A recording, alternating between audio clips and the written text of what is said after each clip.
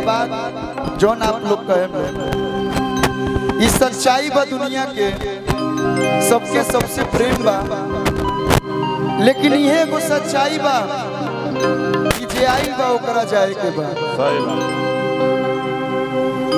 Hello, जे भी आई बा धरती पे, जे भी जन्म ले ले बा ओकरा एक ना एक दिन जाए के बा। भाव भैया माया में भुलाई बड़ा तोता हो कि काहे माया में भुलाई बड़ा तोता हो, अरे खोता छोड़ के जाएंगे पड़ी काहे। चलिए हेलो हेलो हेलो हेलो का हाल बा? ठीक बानी लो? धन्यवाद मुकेश भैया। आज परम पूजनीय भुवनेश्वर सिंह यादव जी के प्रथम पुण्यतिथि में आज हमारा साथ साथ अनगिनत कलाकार जेकर प्रेम हमनी के खींच के चाहे हमनी के कहीं भी रहे सन, सब कलाकार उपस्थिति दर्ज करावेला। हमनी के गार्जियन अरुण चाचा, हम चाहे एक बार वहाँ खातिर जोरदार ताली आप लोग बजा दिलो, जोरदार ताली बाजे के चाहिए। इजा जितना कलाकार लोग आई सब कलाकार बन के ना, सब लोग ये परिवार के सदस्य बन के, ये परिवार के बेटा बन के, भतीजा बन के सब लोग आवेला। सही बात बा। अपन घर समझ के। और हमरो से कोशिश रहेला कि ये घर में कोनो भी कार्यक्रम होके, छोटा या बड़ा, जौन भी कार्यक्रम होके, उस सब कार्यक्रम में आप सबके बीच आई। और आप सबके बीच जब आई ना, आप लोग के प्यार आशीर्वाद मिलेला, एकदम मन गदगद हो जाला। तो जितना लोग उपस्थित भेल बने सब लोग के सादर प्रणाम बा, गोड़ छू के गोड़ लगत नहीं, एक बार जोरदार ताली बजा के प्यार दे दिलो। साउंड वाले भैया कहाँ बानी आप? वोकल उठाइए ना मॉनिटर में। हेलो और कुआरा साउंड वाह, बचपन से रुआ जुड़ल बनी, थोड़ा सा और उठा। हेलो हेलो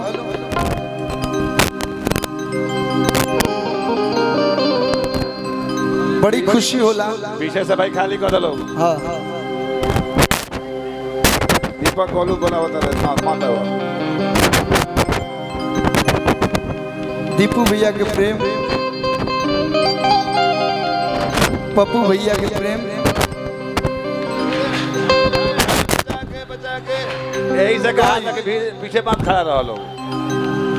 चढ़ तो गई नहीं, उतरब कैसे हम?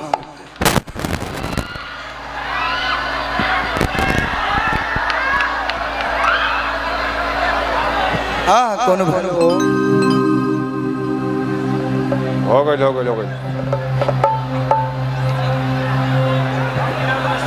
और मंच पे उपस्थित जितना भी म्यूजिशियन कलाकार, सब बड़ भैया चाचा लोग के सबके प्रणाम बा। लाल बाल वाले छोटे बाबा सादर प्रणाम। मंच पे हमारे छोट भाई गोलू राजा, एक बार गोलू भाई खातिर भी जोरदार ताली बजा दिलो एकदम कस के।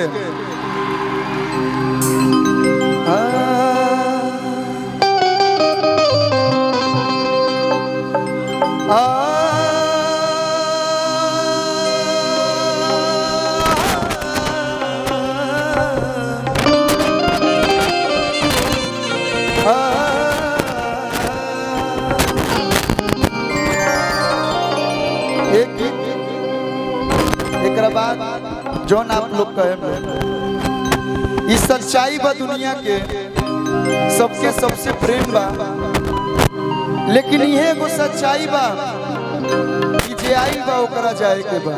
सही बात। हेलो, जे भी आई बा धरती पे, जे भी जन्म ले ले बा ओकरा एक ना एक दिन जाए के बा। भाव भैया माया में भुलाई बड़ा तोता हो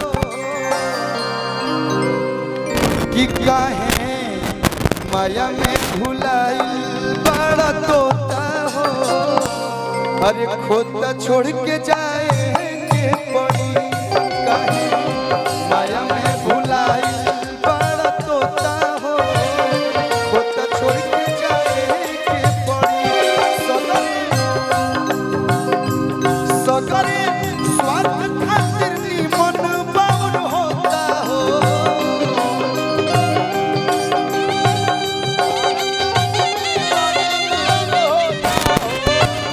ओह सगरे स्वार्थ खातिर निमन बाउर होता हो, खोता छोड़ के जाएंगे पड़ी, माया में भुलाइल बड़ा तोता हो, खोता छोड़ के जाएंगे पड़ी।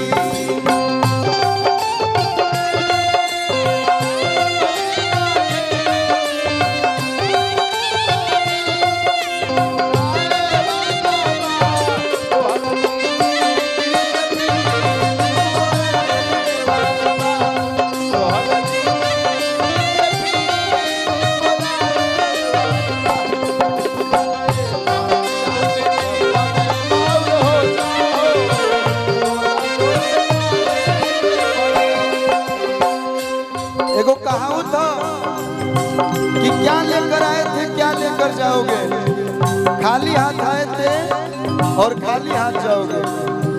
लेकिन आदमी कुछ लेके ना जाला, आदमी जब जाला तो आदमी खातिर इतना जुटान जुटल बा, इतना लोग वहाँ के प्रथम पुण्य तिथि पर जुटल बानी, तो कहीं ना कहीं कुछ ना कुछ वहाँ के अच्छा कर्म कैले बानी, तबे इतना लोग जुटल बा। मैं धन पैसा कमाई सब माटी हो जाई, केहू आज के जमाना में पूछे वाला नहीं थे। लाखों करोड़ रुपया कतनो कमाईबा,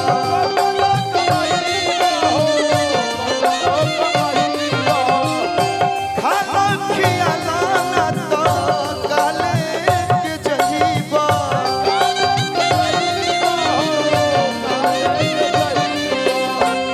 हावड़ा से हमारे भैया भोला यादव जी, बहुत सारा प्यार, स्वागत अभिनंदन। जब पहले ले जाकर बाद में गई है लाखों करोड़ तू कतनो कमाईबा,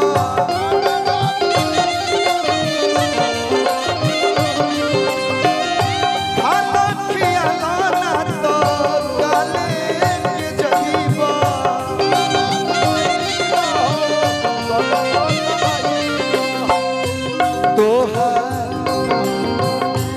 तोहार छीन ली है पहिरल लंगोटा हो,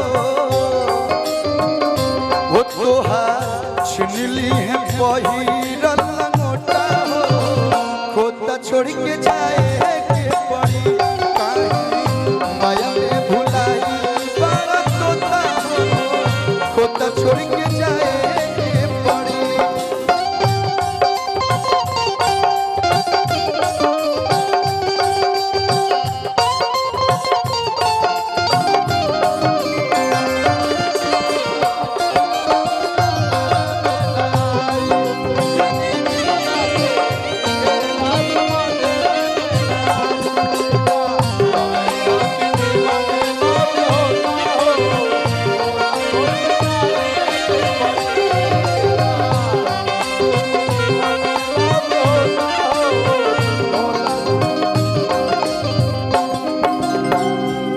लास्ट में गाना के भाव बा भैया, मॉनिटर नहीं के सुनात और भोकल जो बाजत बा ना, ओकर मॉनिटर बिल्कुल नहीं के सुनात, थोड़ा सा मॉनिटर में आगे भोकल बढ़ा, आगे बढ़ा दो, आगे मॉनिटर में। हाँ आगे वाला जो मॉनिटर बना एकरा में आप बढ़ा दी, ताकि हमरा सुनाओ तो हमको कुछ अच्छा गाए। उड़ जाए सुगना एक दिन लौट के न ताकी,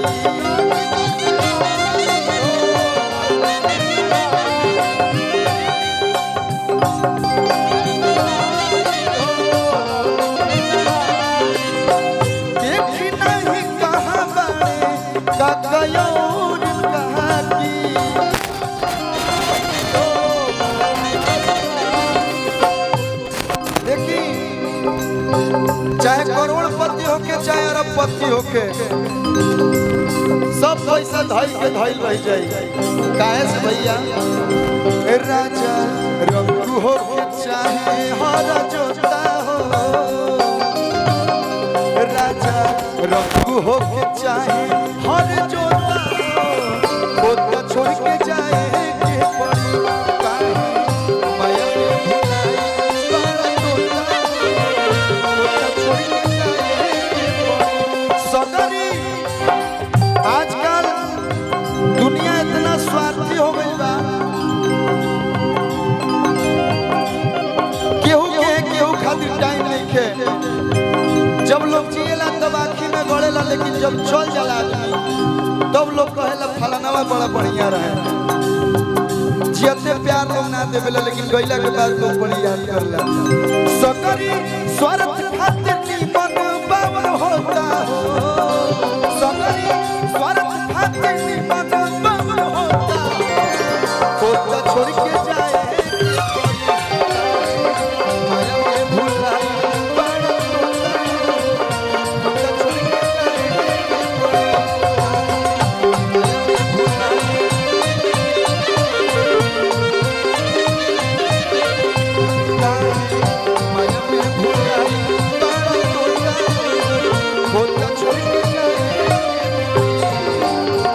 प्यार भरा एक बार बहुत सुंदर बहुत अभिषेक यादव जी की तरफ से बहुत सारा प्यार शंभू यादव जी लसाड़ी बहुत सारा प्यार